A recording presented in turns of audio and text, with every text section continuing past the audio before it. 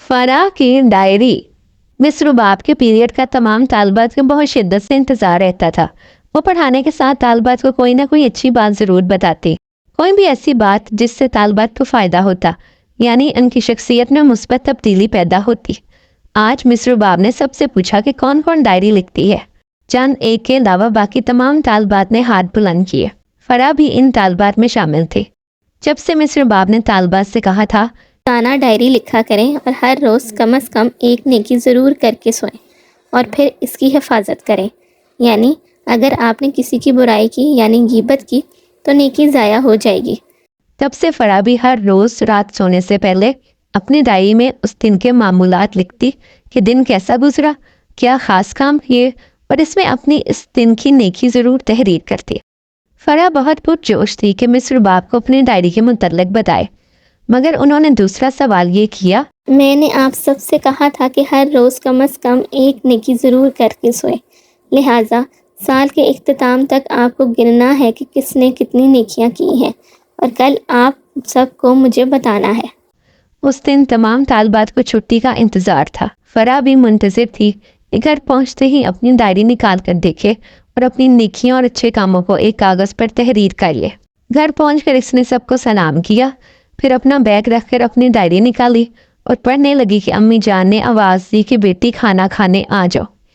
इसने डायरी एक तरफ रखी, यूनिफॉर्म तब्दील किया, मुंह हाथ धोकर खाना खाने बैठ गए। दादी जान ने खाना शुरू करने से कबल दुआ पड़ी तो सब ने इनकी साथ दुआ पड़ी। फिर सब ने खाना खाया। अम्मी जान ने फराह की पसंद की मज़ेदार दाल चावल पकाए थे। फराह ने मज़े से खाए। खाने के बाद नमाज पढ़कर वो दोबारा डायरी लेकर बैठ गए।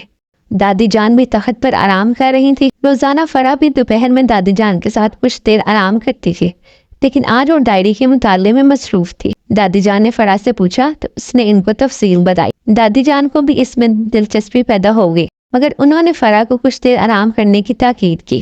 कुछ देर आराम के बाद दादी जान और फराह उठ गई और फिर दादी जान ने फराह को डायरी का काम मुकम्मल करने का कहा।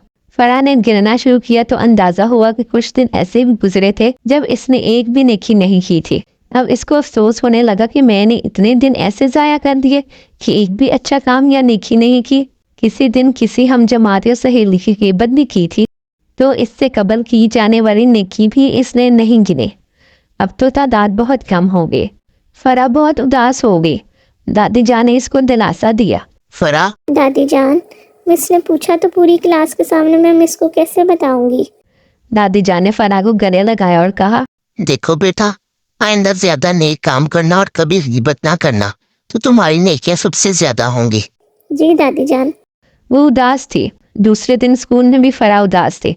मिस रुबाब का पीरियड शुरू हुआ तो इसका दिल तेजी से धड़कने लगा। मिस ने पूछा तो क्या जवाब दूंगी? यही सोच इसको परेशान कर रही थी।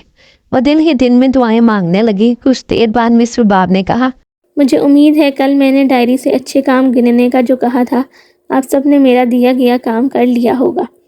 मैं आपसे नहीं पूछूंगी कि आपका जवाब क्या है, बल्कि नए साल का हदफ दूंगी कि अपनी नए साल की डायरी में ये तादाद लिख लें और कोशिश करें कि अगले साल के इख्तिताम पर इनकी तादाद पिछले साल की तादाद से दुगनी हो।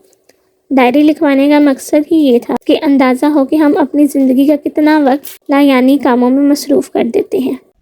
तमाम तालिबात सुनकर खुश हो गई और सब ने मिस रुबाब की बात पर अमल करने का अहद किया।